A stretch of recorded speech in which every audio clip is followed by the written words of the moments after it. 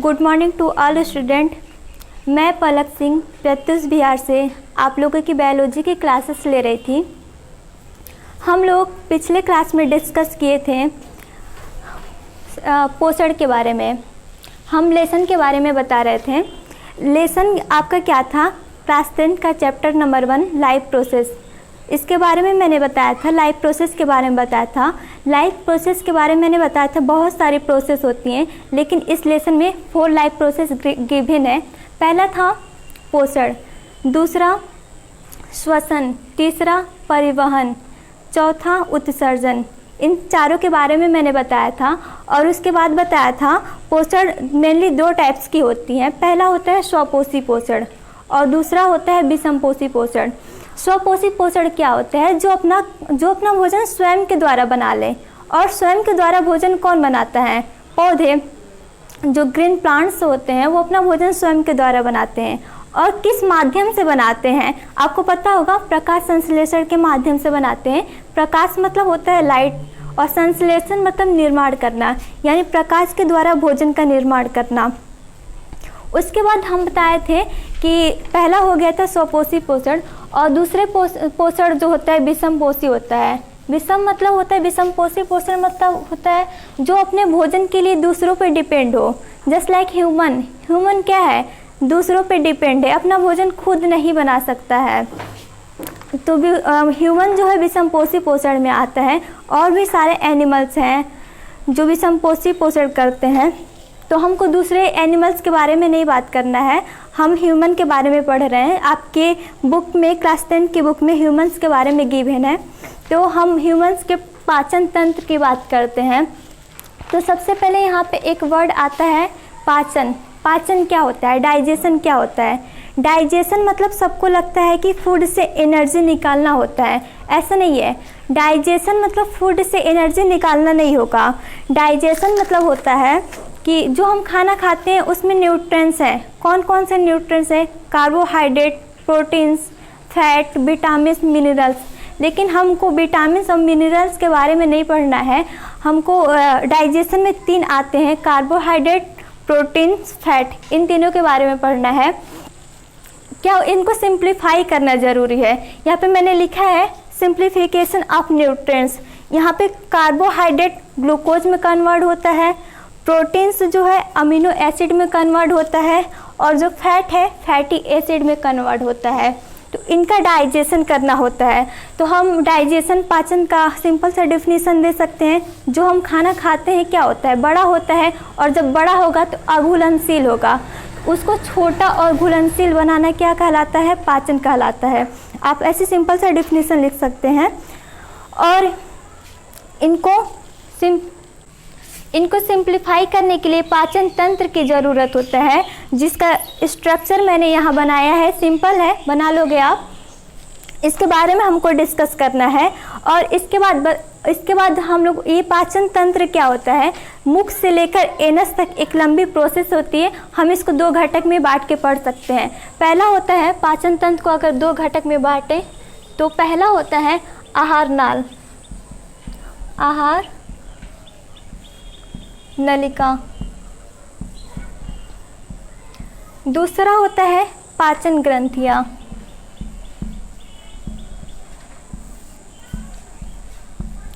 पाचन ग्रंथियाँ। पाचन तंत्र जो होता है मुख से लेकर एनस तक एक लंबी प्रोसेस होती है, क्रिया होती है। इसको हम 2 घटक में बांट के पढ़ सकते हैं। एक होता है आहार नलिका और दूसरा पाचन ग्रंथियाँ, जो इसमें गिवन है, इस फिगर में गिवन है। आहार नलिका क्या होता है? जो सिर्फ आहार, भोजन को ले जाने का कार्य करती है। और पाचन, ये भोजन नहीं ले जाती है, ये डाइजेशन में हेल्प करती है। ये कोई भोजन ऊपर से नीचे नहीं पहुंचाएगी, ये सिर्फ डाइजेशन में हेल्पफुल होती है। तो आहार नलिका क्या क्या होती है? बकल कैविटी, जिसको हिंदी में मुख गुहा कहते हैं। दूसरा ग्रसनी होती है। तीसरा अमाशय होता है। यकृत और अग्नाशय, ये हमारे पाचन ग्रंथियों में आएगा। उसके बाद आता है छोटी आंत। छोटी आंत से बड़ी आंत, बड़ी आंत से भोजन चला जाता है एनस, एनस से बाहर चला जाता है। और ये जो पाचन ग्रंथियाँ होती हैं ये 3 प्रकार की होती हैं। पहला जो होता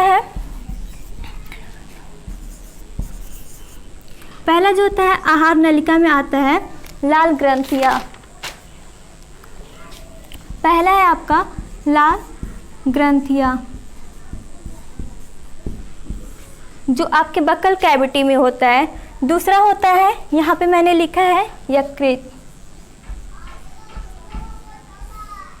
तीसरा होता है अग्नाशय।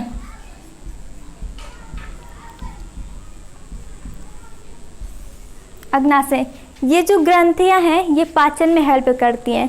तो मैंने क्या बताया, पाचन मतलब फूड से एनर्जी निकालना नहीं होगा। पाचन मतलब होता है जो भी आपके न्यूट्रिएंट्स है उनका सिंप्लीफाई करना, और सिंप्लीफाई करने के लिए ये आपका पाचन तंत्र होता है। इसको हम दो भागों में बांट के पढ़ सकते हैं। इसके दो घटक होते हैं, पहला होता है आहार नलिका, दूसरा होता है पाचन ग्रंथियाँ। आहार नलिका में क्या क्या होता है, आहार नलिका मतलब भोजन किसके माध्यम से जाती है, कैसे कैसे नीचे जाएगी। तो आहार नलिका में क्या क्या होता है, सबसे पहले हम लोग खाना कहाँ से खाते हैं, मुख से खाते हैं, तो भोजन मुख में आता है, उसको बोलते हैं मुख कुआं, हिंदी में लिख लेना। दूसरा, यहाँ से सड़क के नीचे आएगी, इसके बाद भोजन कहाँ आएगी, ग्रसनी में। ग्रसनी के बाद क्या है, भोजन अमाशय में आएगी। अमाशय के बाद यकृत में, अग्नाशय में नहीं जाएगी। इसके बाद भोजन आएगी यहाँ से नीचे, यहाँ पे आपको दिख रहा है स्ट्रक्चर, पतली पतली स्ट्रक्चर होती है, इसको बोलते हैं छोटी आंत। और उसके बाद यहाँ पे डाइजेशन, यहाँ पे ही डाइजेशन कंप्लीट हो जाता है, और इसके बाद बचा हुआ भोजन बड़ी आंत में चला जाता है, बड़ी आंत से एनस में चला जाता है। और ये जो 3 ग्रंथियाँ हैं ये सिर्फ पाचन में हेल्पफुल होती हैं।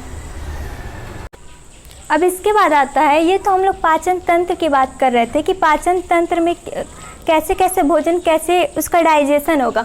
अब जो आता है कि पाचन तंत्र जो हम खाना खाते हैं उसका चरण क्या है, मतलब प्रोसेस क्या है, कैसे कैसे वो किस माध्यम से अंदर जाएगी, उसके बाद क्या होगा, चरण, एक एक चरण। तो उसमें जो चरण है भोजन का, कैसे, सबसे पहले हम भोजन को क्या करते हैं, मुख में लेते हैं, तो मुख में डालते हैं, उसको बोलते हैं अंतग्रहण। यहाँ लिख रही हूँ मैं, पहला जो होता है अंतग्रहण। दूसरा क्या होता है, हमने मुख में डाला भोजन को, उसके बाद क्या होता है, उसका पाचन होगा, तो दूसरा हो जाएगा पाचन।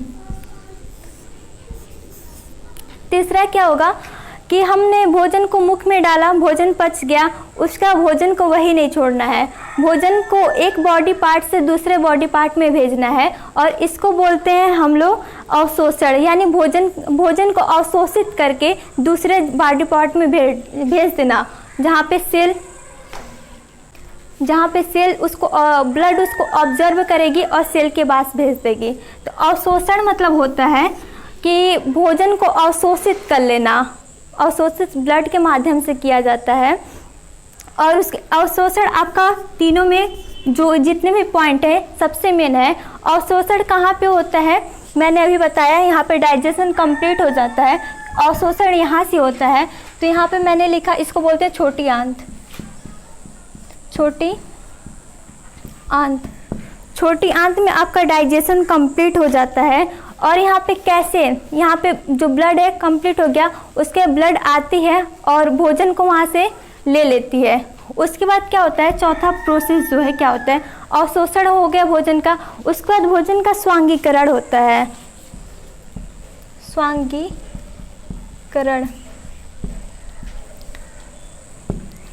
और यहाँ पे एक मेन पॉइंट आता है अवशोषण में। सबसे पहले हम लोग क्या करते हैं, भोजन को मुख में लेते हैं, उसके बाद भोजन का पाचन होता है, पाचन के बाद भोजन का अवशोषण हो जाता है। तो यहाँ पे एक क्वेश्चन आता है कि ऐसे यहाँ पे क्या चीज़ है जहाँ पे यहाँ पे अवशोषण की क्षमता बहुत ज़्यादा बढ़ जा रही है। तो यहाँ पे क्या होता है, छोटी आंत में प्रेजेंट होता है विली, इसको विली बोलते हैं। छोटी आंत में विली प्रेजेंट होता है जो अवशोषण की क्षमता को बहुत ज़्यादा बढ़ा देता है। इसलिए यहाँ पे जो ब्लड होती है, जितनी भी न्यूट्रिएंट्स है, उसको अवशोषण करके एक एक सेल तक भेज देती है। तो अवशोषण मतलब होता है कि जो भी हमारा न्यूट्रिएंट्स बना है उसको अवशोषित कर लेना, उसके बाद ब्लड अवशोषित कर ले, उसके बाद क्या करेगी, उसके बाद होता है स्वांगीकरण। स्वांगीकरण मतलब कि जो भी ब्लड हमारे न्यूट्रिएंट्स को लिए उसको एक एक सेल तक पहुंचाना। हमारे बॉडी में सेल भी है, हमारा बॉडी सेल से बना है, तो उस ब्लड को एक एक सेल तक पहुंचाना होता है। आपने देखा होगा कि बहुत सारे बच्चे जो होते हैं पतले होते हैं। क्यों पतले होते हैं? क्योंकि सेल में क्या होता है, प्रोटोप्लाज्म होता है। तो अगर न्यूट्रिशन प्रोटोप्लाज्म में नहीं घुल पाएगा तो उस बच्चे का विकास नहीं हो पाएगा। तो क्या स्वांगीकरण मतलब क्या होता है, एक सेल होता है, ब्लड जो है सेल तक आती है और इसमें प्रोटोप्लाज्म होता है, इसमें न्यूट्रिएंट्स का घुल जाना क्या कहलाता है, स्वांगीकरण कहलाता है। उसके बाद जो पांचवा पॉइंट है, ये पहला था अंतर्ग्रहण, खाना को अंदर लेना। दूसरा पाचन, भोजन को पचा देना। उसके बाद होता है अवशोषण, पचे हुए भोजन को अवशोषित कर लेना। और उसके बाद होता है स्वांगीकरण। स्वांगीकरण मतलब उस ब्लड को एक एक सेल तक पहुंचा देना और वहाँ पे प्रोटोप्लाज्म में घुल जाए। उसके बाद पांचवा जो होता है, जितने भी वेस्ट मटेरियल है उसको बाहर, शरीर के बाहर रिमूव कर देना, उसको बोलते हैं हम लोग उत्सर्जन। उत्सर्जन या बहिष्करण।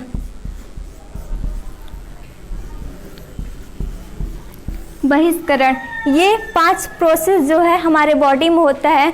भोजन को अंदर लेना, पाचन करना, अवशोषण करना भोजन का, अवशोषण के बाद एक एक सेल में जाके प्रोटोप्लाज्म में घुल जाना, और उसके बाद जो भी बचे हुए पदार्थ हैं, जो भी हमारा वेस्ट मटेरियल है, उसको शरीर से बाहर रिमूव कर देना, उसको बोलते हैं बहिष्करण। अब हम लोग बात करते हैं मानव के पाचन तंत्र के बारे में। अभी तक हमने जाना कि मानव का पाचन क्या होता है।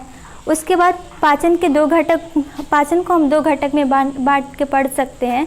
पहला जो था आहार नलिका, दूसरा जो था पाचन ग्रंथियाँ। इसमें सारा गिवन है।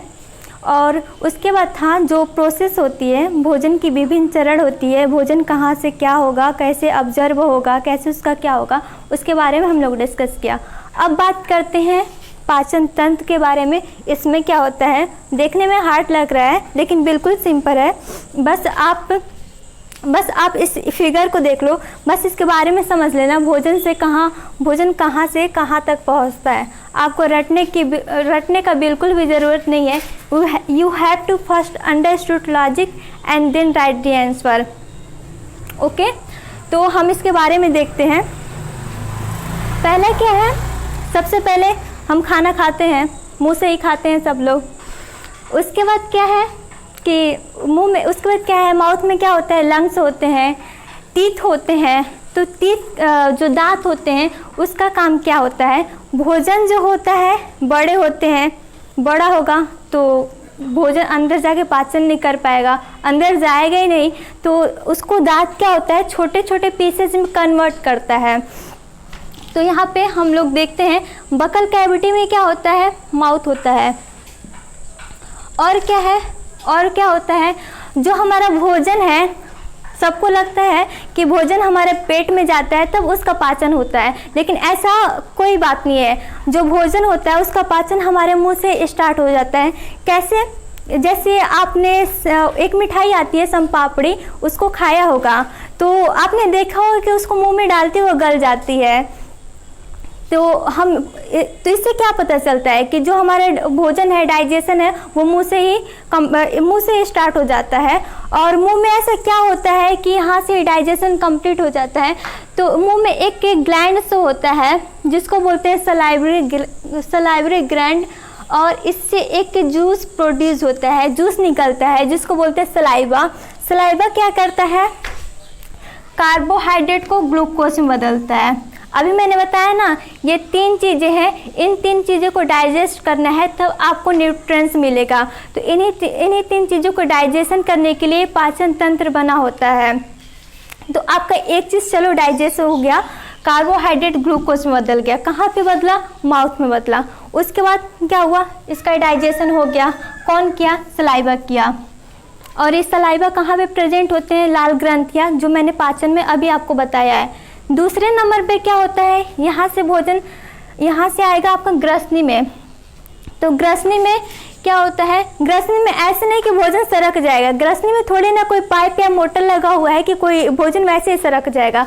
ग्रसनी में एक क्रिया होती है जिसको बोलते हैं प्रकुंचन, संकुचन या प्रकुंचन की क्षमता, देख लेना बुक में, संकुचन बोलते हैं। तो ग्रसनी में संकुचन की क्रिया होती है और ये भोजन को आगे आगे पुश करता है। तो यहाँ से क्या हुआ, सलाइवा जो है कार्बोहाइड्रेट को ग्लूकोज में बदला। उसके बाद क्या हुआ, जो भी भोजन है यहाँ से नीचे आया, नीचे आने के बाद क्या दिख रहा है, नीचे आने के बाद अमाशय है। भोजन यहाँ से कहाँ पहुँचेगा, अमाशय में। अमाशय में आपको एक चीज़ मैं बताना चाहती हूँ, अमाशय में भोजन आपका 4 से 5 घंटे तक रुकता है। ऐसा क्या होता है कि यहाँ भोजन को डाइजेशन होने में 4 से 5 घंटे लगते हैं। तो क्या होता है, अमाशय के इनर लाइन में, इनर मतलब इसकी जो ये लाइनिंग है उसमें क्या होते हैं, ये 3 तरह के एंजाइम प्रोड्यूस होते हैं। जो पाचन करते हैं उसको एंजाइम बोलते हैं कि तो यहाँ पे अमाशय में 3 टाइप के एंजाइम प्रेजेंट होते हैं। अमाशय के इनर लाइन में यहाँ मैंने लिखा है जठर ग्रंथियाँ, इसको जठर ग्रंथियाँ जठर रस का स्रावण करती हैं और ये जठर रस हैं जिसको एंजाइम बोलते हैं। इसके ये कौन कौन से, पहला HCl है, दूसरा पेप्सिन है और तीसरा क्या है, म्यूकस है। तो ऐसा इसमें क्या करता है कि इसमें 4 से 5 घंटे लग जाते हैं। तो देखो मैंने क्या बताया, अमाशय की इनर लाइन में जठर ग्रंथियाँ प्रेजेंट होती हैं, ये जठर रस प्रोड्यूस करती हैं। कौन कौन से जठर रस होती हैं, HCl होती है, पेप्सिन होती है, म्यूकस होती हैं। यहाँ पे एक चीज़ का डाइजेशन होता है, जो पेप्सिन है वो प्रोटीन को अमीनो एसिड में कन्वर्ट कर देती है। यहाँ मैंने लिखा है इन तीनों चीज़ का डाइजेशन करता है। कार्बोहाइड्रेट का ग्लूकोज में माउथ में उसका डाइजेशन हो गया था। अब अगला है प्रोटीन, प्रोटीन को अमीनो एसिड में बदलना है और वो काम करती है पेप्सिन। लेकिन ये आप बोलोगे कि HCl का काम क्या है और म्यूकस का काम क्या है। तो HCl क्या होता है, HCl आपको पता होगा खतरनाक होता है, ये बॉडी के बाहर भी इतना खतरनाक होता है कि बॉडी के अंदर भी कितना खतरनाक होगा। तो HCl का वर्क क्या होता है, जो HCl होता है ये भोजन को अम्लीय बनाता है। यहाँ पे आता है तो इसका पेप्सिन का एक शर्त है, वो बोलता है कि मैं तभी पाचन करूँगा जब भोजन अम्लीय माध्यम में होंगी। तो भोजन को अम्लीय माध्यम बनाने का कार्य HCl करता है। तो HCl इतना खतरनाक है, इसको रोकने के लिए भी तो कुछ चाहिए। तो इसको HCl अम्लीय बना दिया और HCl क्या करती है, इसका जो इनर लाइन है इसके दीवार को ख़राब कर सकती है, इसलिए HCl को प्रोटेक्शन देने के लिए म्यूकस होती है। तो इन दोनों के बारे में आई होप कि समझ में आया होगा। यहाँ पे प्रोटीन का कन्वर्ट अमीनो एसिड में हो गया। कौन क्या, पेप्सिन क्या है, पेप्सिन की एक शर्त होती है कि मेरे को खाना अम्लीय चाहिए, तो अम्लीय बनाने के लिए HCl होता है और HCl इतना खतरनाक होता है और इसको प्रोटेक्शन देने के लिए म्यूकस होता है। अब आके आते हैं, इसका डाइजेशन हो गया, इसका डाइजेशन हो गया। अब इसके बाद है यहाँ से खाना कहाँ जाएगा, छोटी आंत में। लेकिन आपको दिख रहा है इसके आजू बाजू भी कुछ है, क्या है, यकृत है, दूसरा क्या है, अग्नाशय है। यकृत और अग्नाशय मैंने क्या बताया था, ये सब पाचन में हेल्पफुल होते हैं, ये सब आहार नलिका में नहीं आते हैं, आहार को आगे ले जाने में काम नहीं आते, ये सब पाचन में हेल्पफुल होते हैं। तो यकृत क्या करता है, यहाँ से बाइल जूस निकलता है और बाइल साल्ट निकलता है। और अग्नाशय में देख रहे हैं यहाँ पे 2 तरीके की एंजाइम होती है, एक होता है ट्रिप्सिन और एक होता है लाइपेज। ट्रिप्सिन पेप्सिन का एकदम भाई लग रहा है जुड़वा।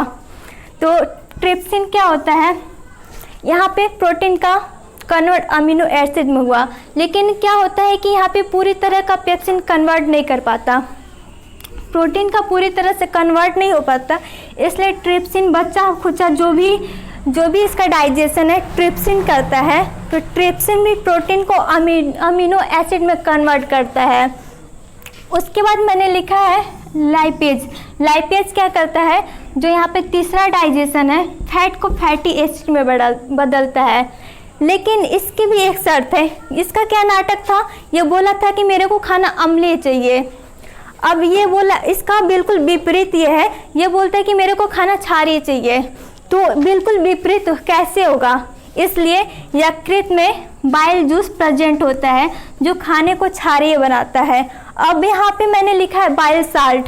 बाइल साल्ट का कार्य क्या है, तो बाइल साल्ट क्या करता है कि यहाँ पे फैट जो होता है ये क्या कर रहा है, फैट को फैटी एसिड में बदल रहा है। तो फैट जो होता है यहाँ पे आता है तो थोड़ी बड़ी पीसेज उसकी होती है, तो वो क्या बाइल साल्ट उस फैट को छोटी छोटी पीसेज में कन्वर्ट करती है। और यहाँ पे लाइपेज में जो पीसेस जाती है छोटी होनी चाहिए, तभी ये डाइजेशन कर पाएगा। तो आई होप कि यहाँ तक आपको समझ में आया होगा। मैंने इन तीनों का डाइजेशन कंप्लीट हो गया है। पहला मैंने बताया मुंह में क्या प्रेजेंट होता है, सलाइवा। सलाइवा क्या करता है, कार्बोहाइड्रेट को ग्लूकोज में बदल देता है। उसके बाद भोजन ग्रसनी में आती है, ग्रसनी से अमाशय में आती है। यहाँ पे भोजन 4 से 5 घंटे तक रुकी रहती है। और इसकी इनर लाइन में कुछ एंजाइम होते हैं। पहला होता है एचसीएल, दूसरा पेप्सिन, तीसरा म्यूकस होता है। तो एचसीएल क्या करता है, खाने को अम्लीय बनाता है। और यहाँ पे ये पेप्सिन क्या करता है, प्रोटीन को अमीनो एसिड में कन्वर्ट करता है। और म्यूकस क्या करता है, इसको एचसीएल को प्रोटेक्शन देता है। उसके बाद क्या है, यहाँ से खाना कहाँ आएगा, यकृत क्या करता है कि बाइल जूस जो है, यकृत में बाइल जूस प्रेजेंट होती है और बाइल साल्ट प्रेजेंट होती है। उसके बाद है अग्नाशय। अग्नाशय में ट्राइप्सिन प्रेजेंट होती है और लाइपेज प्रेजेंट होती है। लाइपेज क्या करता है, फैट को फैटी एसिड में बदलता है। अब यहाँ से खाना पूरा सभी चीज़ें का डाइजेशन हो गया है। यहाँ से खाना आता है छोटी आंत में। छोटी आंत में क्या होता है, छोटी आंत में डाइजेशन कंप्लीट हो जाता है। यहाँ से आपका क्वेश्चन बन सकता है। उसके बाद क्या होता है, छोटी आंत में ऐसा क्या होता है जहाँ पे इसका ऑब्जेक्शन की क्षमता जो है बहुत ज़्यादा बढ़ जाती है, तो इसमें प्रेजेंट होता है। अभी मैंने वहाँ बताया था, इसमें बिली प्रेजेंट होती है। बिली जो होती है ऑब्जेक्शन की क्षमता को बहुत ज़्यादा बढ़ा देती है। तो यहाँ पे क्या होता है, ब्लड यहाँ से न्यूट्रिएंट्स को लेकर सेल में चली जाती है। और जो भी वेस्ट बचता है, यहाँ पे भी एक चीज़ मैं बता रही हूँ, यहाँ पे भी बिलिस प्रेजेंट होता है। और यहाँ की बिलिस का वर्क होता है कि जो भी यहाँ पे पानी होता है, जो भोजन में पानी होता है, उसको वो ऑब्जर्व करते हैं। और उसके बाद यहाँ पे जो भी वेस्ट होता है वो चला जाता है बड़ी आंत में, और बड़ी आंत से एनस से बाहर चला जाता है। एनस को ओपनिंग पॉइंट बोलते हैं। लेकिन यहाँ पे सबके बारे में पता चल गया। यहाँ मैंने छोटा सा लिखा है अपेंडिक्स। अपेंडिक्स का वर्क क्या होता है, अपेंडिक्स जो होता है जिसको बोलते हैं, ये फिंगर लाइक स्ट्रक्चर होता है। और अपेंडिक्स क्या होता है, बुक में नहीं दिया होगा, फिर भी बस नाम लिखा होता है। इसका वर्क क्या होता है, ये अभी हमारे यूज़ में नहीं आता है, लेकिन ये हमारे यूज़ का कब था, जब हमारे पूर्वज थे, क्या होता है, वो घास फूस बहुत ज़्यादा खाते थे। तो डाइजेशन में ये हेल्पफुल होता था उस समय। लेकिन आप पूछोगे कि अभी हम घास फूस खाएं तो ये हेल्पफुल होगा, नहीं, अभी ये हेल्पफुल नहीं हो सकता। अभी इसका कोई यूज़ नहीं है, क्योंकि ये जो इसका परिवर्तन होता है एक लंबी प्रोसेस के बाद हुई है, इसलिए इसका यूज़ नहीं है। लेकिन कभी कभी क्या होता है, जब हम खाना बहुत तेज़ी से खाते हैं या कोई कच्चा पदार्थ खा लेते हैं जैसे आटा, तो कभी कभी क्या होता है, यहाँ पे आके फंस जाता है। फंसने के बाद यहाँ पे जब कुछ दिन रुक जाता है तो बहुत ज़्यादा पेनफुल होता है, तब इसको कट करके निकालना पड़ता है। तो यही था आपका पाचन तंत्र, ह्यूमन का पाचन तंत्र। आई होप कि आप लोग को समझ में आया होगा। कुछ नहीं था, सिंपल है। मैंने क्या बताया, सबसे पहले भोजन कहाँ आता है, माउथ में। यहाँ से ग्रसनी में आएगा, ग्रसनी से अमाशय में आएगा, यहाँ पे इसका पाचन होगा अमाशय में। यकृत इसका पाचन में हेल्पफुल होता है, अग्नाशय होता है हेल्पफुल। यहाँ पाचन जब हो जाएगा तो खाना छोटी आंत में आके घूमेगी, घूमते हुए ये बड़े यहाँ पे इसको ब्लड ऑब्जर्व कर लेगी। और उसके बाद जो भी बचा हुआ वेस्ट है वो चला जाएगा बड़ी आंत में। बड़ी आंत से क्या हो जाएगा, एनस में जाएगा, एनस से बाहर हो जाएगा। अपेंडिक्स जो है इसका कोई यूज़ नहीं है। तो ये आपको समझ में आया। इसके बाद क्या है, मैंने आपको कंटेंट्स बताया था, कंटेंट्स में बताया था टॉपिक्स बताया था कैसे क्या पढ़ना है। तो पहला क्या था, पोस्टर, पहले इंट्रोडक्शन था, इंट्रोडक्शन के बारे में मैंने बताया था, लेसन के बारे में था। दूसरा क्या था, पोस्टर था। पोस्टर कितने प्रकार की होती है, स्वपोषी पोस्टर, विषमपोषी पोस्टर। स्वपोषी मैंने पहले दिन कंप्लीट करा दिया था। आज जो है विषमपोषी पोस्टर यही था, पाचन तंत्र के बारे में मैंने बताया था। अब तीसरे नंबर पे जो कंटेंट्स था वो आपका था श्वसन तंत्र। तो जो इसका अगला टॉपिक से आएगा श्वसन तंत्र के बारे में है। तो